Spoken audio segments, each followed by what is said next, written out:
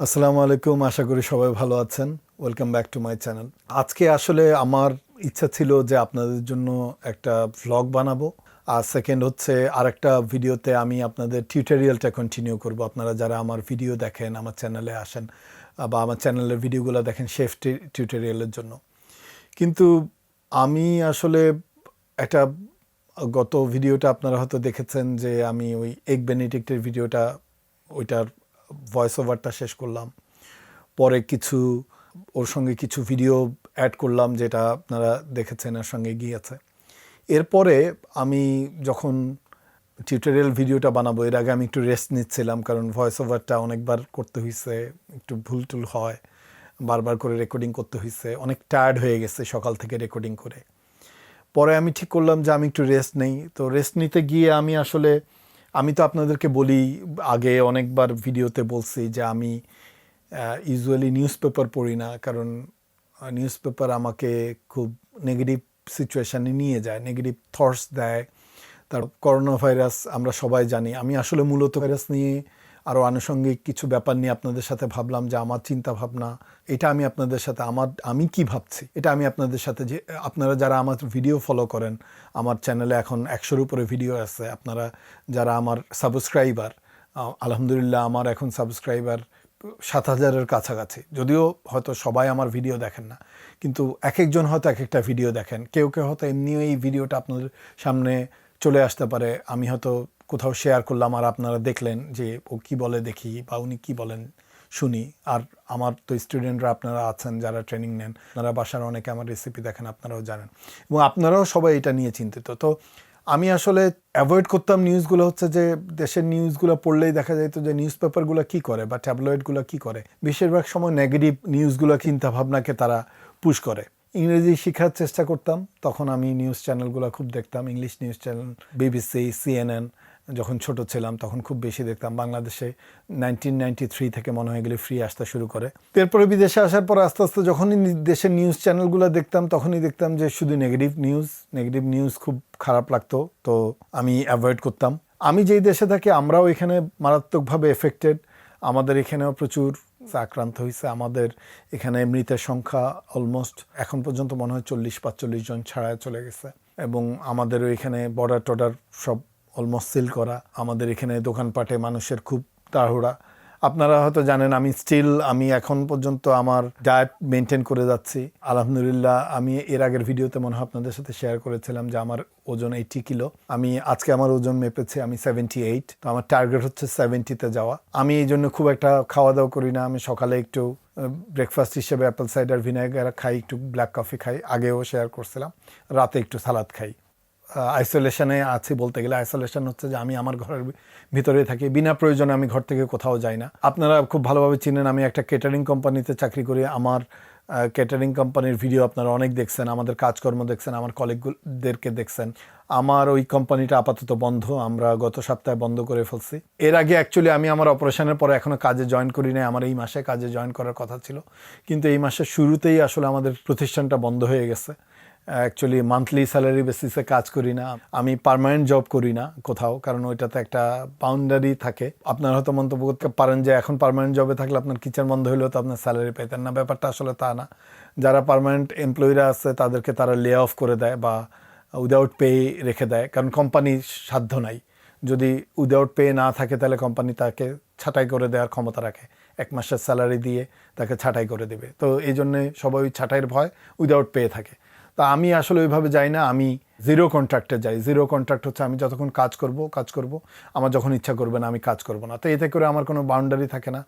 দেখা যায় যে আমার হয়তো একদিনে অনেক সময় দেখা যায় 16 ঘন্টা ডিউটি পড়ে যায়। আমি বলি যে না, আমি 4 ঘন্টায় ডিউটি করব, আমার শরীরটা ভালো না, বা আমি 8 ঘন্টা ডিউটি করব, এরপর আমাকে এডিটিং করতে হবে, আমি ইউটিউবের উপরেও আমাকে মনোযোগ দিতে হবে।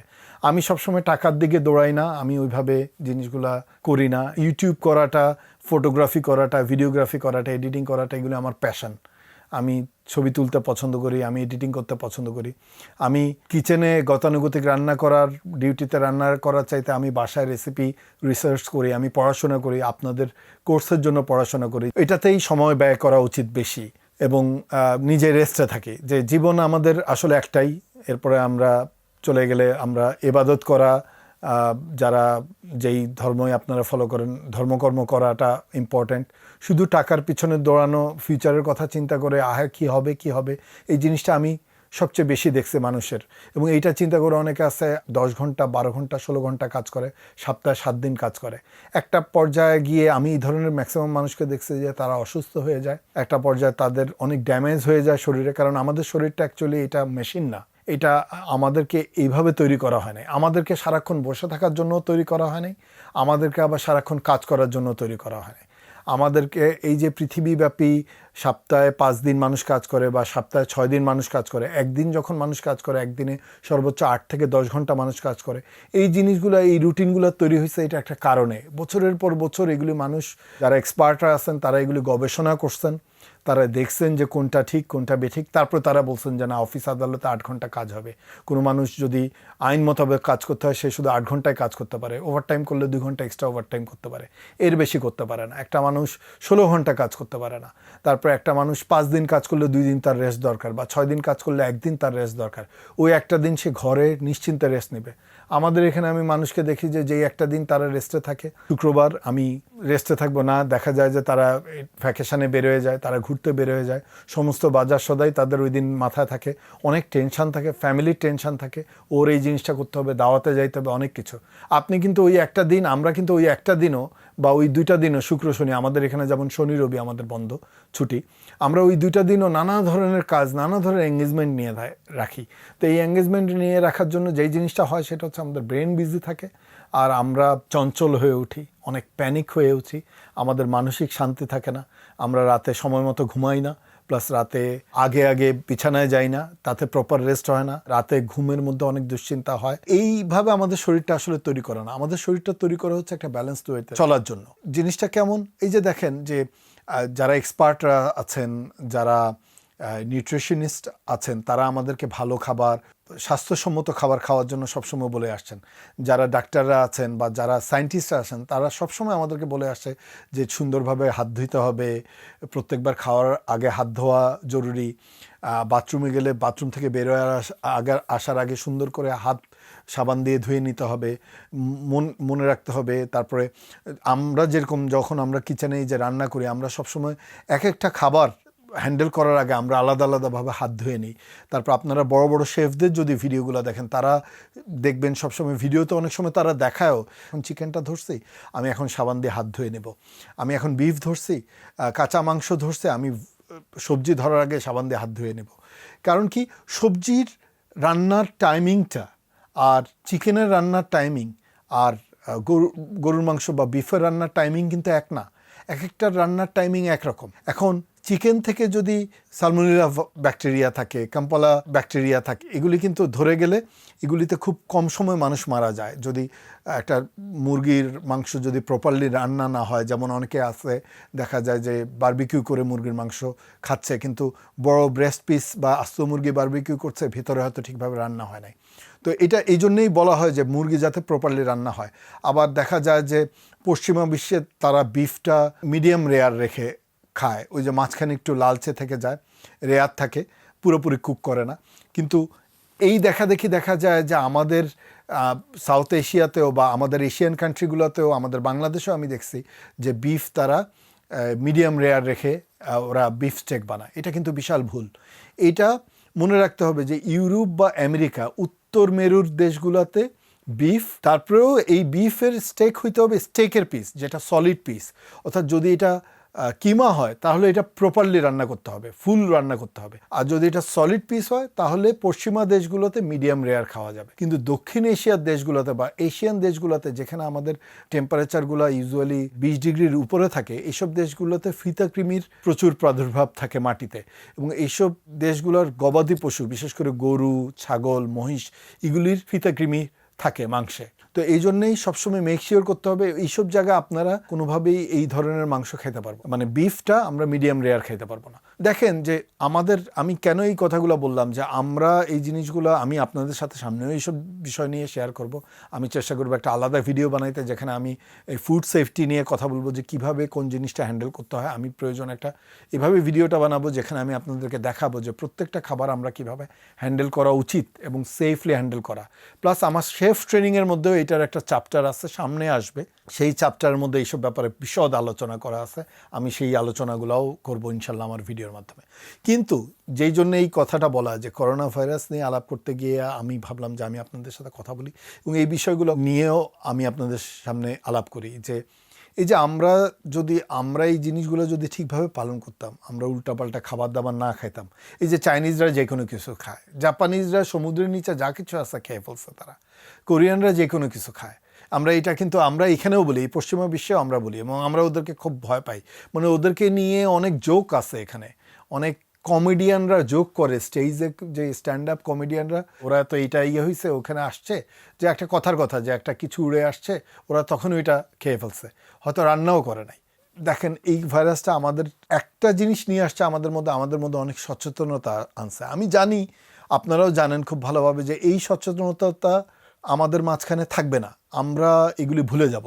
আমাদের উচিত হচ্ছে সব কিছু এই সুন্দরভাবে মেনটেন করা।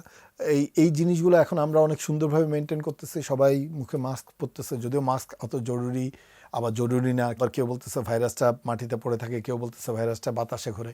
এনিওয়ে, এইসব তর্কাতর্কিতে আমরা না যাই, কে ঠিক কে বেঠিক, কোন ডাক্তার বলল টেম্পারেচার 23 ডিগ্রির উপরে উঠলেই ভালো হয়ে যাবে, আবার ওয়ার্ল্ড হেলথ অর্গানাইজেশন বলছে যে না 40 ডিগ্রি টেম্পারেচার হলেও করোনা বাঁচতে পারে, সো আপনারা এসব রিস্ক নেবেন না। তারপর আবার কেউ বলছে আপনি গরম পানি দিয়ে গোসল করলে আপনার করোনা ভাইরাস ধুয়ে যাবে। ওয়ার্ল্ড হেলথ অর্গানাইজেশন বলছে যে এটা ভুল কথা, গরম পানি দিয়ে গোসল করলে আপনার বার্ন হয়ে যাবেন, আপনার শরীরের জন্য ক্ষতি হবে, চুলের জন্য ক্ষতি হবে, শরীরের অন্যান্য অঙ্গ প্রত্যঙ্গের জন্য ক্ষতি হবে। তো ওয়ার্ল্ড হেলথ অর্গানাইজেশন বলছে যে এইগুলিতে আপনারা কান দিবেন, এটা যেভাবে যাওয়ার সেভাবে যাবে, এগুলি নিয়ে তারা কাজ করতেছে। আপনারা আপনাদের সাবধানতা অবলম্বন করবেন এবং normal day to day routine follow করবেন। যে সুন্দরভাবে হাত ধুবেন, 20 সেকেন্ড মিনিমাম সময় নিয়ে হাত ধুবেন সাবান দিয়ে, 20 সেকেন্ড পর্যন্ত নখের সবগুলা কোনা, আঙ্গুলের সবগুলা ফাঁক যাতে ঠিকভাবে সাবান ঢুকে, এই জিনিসটা খেয়াল রাখবেন। নখ সম্পূর্ণভাবে ছোট রাখবেন। আমি আমার প্রথম ভিডিওতে, আমার এখানে শেফ টিউটোরিয়ালের যে প্রথম ভিডিও, এই ভিডিওতে বলছিলাম যে নখ বড় রাখলে আপনারা রান্না করবেন না প্লিজ। এই জিনিসটা আমি সবসময় বলি, বিশেষ করে মেয়েদের ব্যাপারে বলি যে আপনাদের যাদের নখ বড় রাখার অভ্যাস আছে আপনারা রান্না হ্যান্ডেল করবেন না, আর রান্না করলে আপনারা মোটা হ্যান্ড গ্লাভস ব্যবহার করবেন।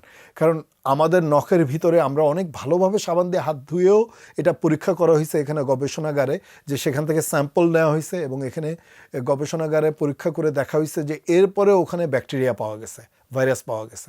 তো নখ বড় রাখলে আপনারা ঘরে রান্নাবান্না করবেন না, রান্নাবান্না করলে শুধু স্পুন ইউজ করবেন, সরাসরি খাবারে হাত দিবেন না। সে আলু ভর্তা করব, চামচ দিয়ে আপনারা আলু ভর্তা করেন, ভর্তার ম্যাশার পাওয়া যায়। আপনারা যদি সরাসরি খাবার হ্যান্ডেল করেন, প্লিজ প্লিজ প্লিজ, এটা আমার অনেক রিকোয়েস্ট, আপনারা নেইল পালিশ অবশ্যই রিমুভ করে নেবেন। নেইল পালিশ আছে হাতে, আপনারা সেই অবস্থায় খাবার হ্যান্ডেল করবেন না। দেখেন আমাদের যে কিচেনে আমরা কাজ করি, এখানে যে মেয়ে শেফরা আমাদের কাজ করে, আমাদের সঙ্গে মহিলা শেফরা যারা কাজ করে, এদের কিন্তু কারো হাতে নেইল পালিশ থাকতে পারে না, কোনো রিং থাকতে পারে না, এদের চুল কিন্তু খোলা থাকতে পারে না, এটা রুল। এবং নখ বড় থাকতে পারে না, এটা আইন। কারণ এরা খাবার হ্যান্ডেল করতেছে, মানুষ মারা যাবে। এতে কি হবে, ওই ভদ্র মহিলার কিন্তু হয়তো বড় জোর 3 মাস 6 মাসের জেল হবে, কিন্তু যে মালিক তার 2-4 বছর 5 বছরের জেল হয়ে যাবে, তার লাইসেন্স চলে যাবে, সে সারা জীবন আর ক্যারিয়ার করতে পারবে না, এটা তার রেকর্ডে থেকে যাবে। এই পশ্চিমা বিশ্বে এই জিনিসগুলো কত ডেঞ্জারাস। ঘড়ির বেল্টে কিন্তু ময়লা থাকে, হ্যাঁ, ঘড়ির বেল্ট কিন্তু আপনি বাসায় এসে সাবান দিয়ে ব্রাশ দিয়ে কেউ ধোয় না। তারপরে যারা মেটালের ঘড়ি পরে, মেটাল বেল্টের ঘড়ি পরে, এগুলির বেল্টেও কিন্তু ময়লা জমে জমে জমে এক ধরনের কালো ময়লা জমে যায়, এটা কিন্তু ডিসইনফেকশন করা হয় না। তো এই জন্য সাবধান, যখনই রান্না বান্না করবেন আপনারা খেয়াল রাখবেন যে আপনাদের এই নখ, এরকম নখ থাকবে, ছোট নখ, নখের ভিতরটা ক্লিন থাকবে এবং হাত সম্পূর্ণ ক্লিন থাকবে। কোনো এঙ্গেজমেন্ট রিং বলেন, আপনাদের ম্যারেজ ব্যান্ড বলেন, রিং বলেন, কোনো কিছু হাতে রাখবেন না যদি আপনারা খাবার হ্যান্ডেল করেন। ভর্তা বানান, খাবার মাখান, রান্নাবান্না এইভাবে করেন যে শুধু স্পুন ইউজ করবেন, দেন দ্যাটস অলরাইট। এবং ম্যাক্সিমাম সময় দেখবেন বড় বড় শেফরা এইসব বিষয় নিয়ে খুব একটা কথা বলতে চায় না। বড় শেফরা এগুলি নিয়ে কথা বলতে চায় না, কারণ তারা দেখা যায় যে তাদের স্পন্সরশিপের কিছু ব্যাপার স্যাপার থাকে, এবং এইসব স্পন্সরশিপের ব্যাপার স্যাপারের কারণে তারা, যেহেতু তাদের সাথে এই কর্পোরেট লেভেলে তাদের সম্পর্ক থাকে, তারা যদি এরকম নেইল পলিশের বিরুদ্ধে কথা বলে, তারা যদি কোনো সময় কোনো এই ধরনের যে এই সাবানটা ব্যবহার করবেন ওটা করবেন না, তখন তাদের স্পন্সরশিপ পাইতে অসুবিধা হয়। তারা তো নিজেদের অনেক আইটেম প্রমোট করে।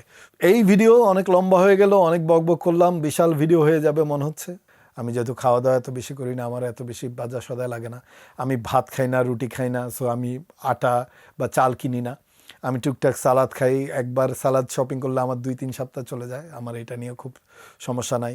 শপিং সেন্টারে দিয়ে গিয়ে বিশাল লাইন ধরতে হচ্ছে না, হুড়াহুড়ি করতে হচ্ছে না, হাতাহাতি করতে হচ্ছে না। ভালো আছি ইনশাল্লাহ, এখন পর্যন্ত সুস্থ আছি, এখনও সেফ আছে। আপনারাও সেফ থাকার চেষ্টা করবেন। দেখেন সবাই চেষ্টা করছে এটা যাতে চায়না থেকে না বের হয়। এটা এখন সারা পৃথিবীর প্রায় প্রত্যেকটা দেশে আছে। অনেক মডার্ন দেশে দেখেন তারা ঘরে ঢুকে গেছে।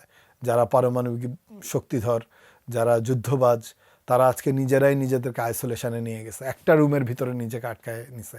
যারা সারা দুনিয়ার মানুষকে আইসোলেশনে নিয়ে যাওয়ার চেষ্টা করছে, বিভিন্ন দেশে তারা মানুষকে ঘর ছাড়া করছে, আজকে তারা নিজেরাই ঘরবন্দী। মনে করো অনেক অ্যাক্টিভিটিস দেখে। কালকে এখানে একটা ভিডিও আসছে, ইটালিয়ান এক ভদ্রলোক, বাংলাদেশি ইটালিয়ান এক লোকজন গেছে, তাদেরকে এক হাজি ক্যাম্পে রাখা হয়েছে।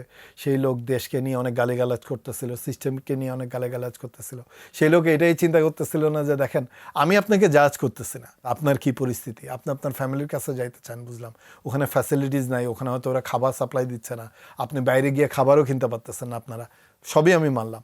কিন্তু আপনাকে এটা করার কারণও তো হচ্ছে যে আপনাকে সেফ রাখা, প্লাস আপনার নিজের আত্মীয় স্বজন দেশের মানুষকে সেফ রাখা। তা আপনি এই ব্যবস্থা করেন যে আপনি তাদেরকে বলেন যে আপনারা আমাদেরকে খাবার এনে দেন, আমাদেরকে আইসোলেশনে রাখছেন, আপনারা আমাদেরকে অন্যান্য ফ্যাসিলিটিসের ব্যবস্থা করে দেন। ঠিক আছে, আমরা আইসোলেশনে আসছি, আমরা ইটালি থেকে আসছি, বা আমরা স্পেন থেকে আসছি, আমরা ফ্রান্স থেকে, জার্মানি থেকে আসছি, যেখানে এই রোগ মারাত্মক ছড়াইছে। আমরা চায়না থেকে, হংকং, সিঙ্গাপুর থেকে আসছি, যেখানে এটা মারাত্মকভাবে ছড়াইছে। ঠিক আছে, আমরা আইসোলেশনে থাকবো, খাবার দাবারের ব্যবস্থা করে দেন। দেশকে গালি দিয়ে কোনো লাভ নাই, সিস্টেমকে গালি দিয়ে কোনো লাভ নাই। আমাদের যারা কর্তব্য ওখানে আসছেন আপনাদের নিরাপত্তার জন্য, তাদেরকে গালি দিয়ে কোনো লাভ নাই। তারা তাদের জব করতেছে, তাদের আগে চিন্তা করতে হবে 20 কোটি মানুষের, তারপরে তারা 200 জন মানুষের চিন্তা করবে। ব্যাপারটা এরকম। আমি জানি যে এইটা মুদ্রার এপিট ওপিটের মতো, এটার পক্ষেও যুক্তি আছে, বিপক্ষেও যুক্তি আছে। আমি কোনো পক্ষই নিচ্ছি না, আবার কোনো কারো বিরোধিতাও করছি না। আমি বলছি যে জিনিসগুলো আমরা সিস্টেমকে গালি দেওয়ার আগে, ব্যাপারগুলোকে এই সমালোচনায় প্রথম চলে যাওয়ার আগেই আমরা আগে চিন্তা করব যে জিনিসটা আসলে কিভাবে কি করা উচিত। এই যে দেখেন আমার কিচেন বন্ধ হয়ে গেছে, আমার জব নাই, আমি জানি না আমি কয়দিন সার্ভাইভ করব, কতদিন লোন করে চলবো। আর যাদের থেকে লোন করব তারাও সবাই অলমোস্ট জবলেস। কয়দিন পরে দেখা যাবে যে হয়তো আমাকে সার্ভাইভ করার জন্য আমার এই ক্যামেরা বিক্রি করে দিতে হবে আমার 2 বেলা খাওয়া জোগাড় করার জন্য। যদি এই পরিস্থিতি চলতে থাকে, ইনশাল্লাহ আমাদের পরিস্থিতি ঠিক হয়ে যাবে। এই ভাইরাস একটা সময় পরে চলে যাবে। আমাদের পৃথিবীতে অনেক সময় এইসব ফ্লু আসছে, ভাইরাস আসছে। স্প্যানিশ ফ্লু বলে একটা ফ্লু ছিল, যেটাতে কত মিলিয়ন না প্রায় বিলিয়ন মানুষ মারা গেছিলো সেই সময়।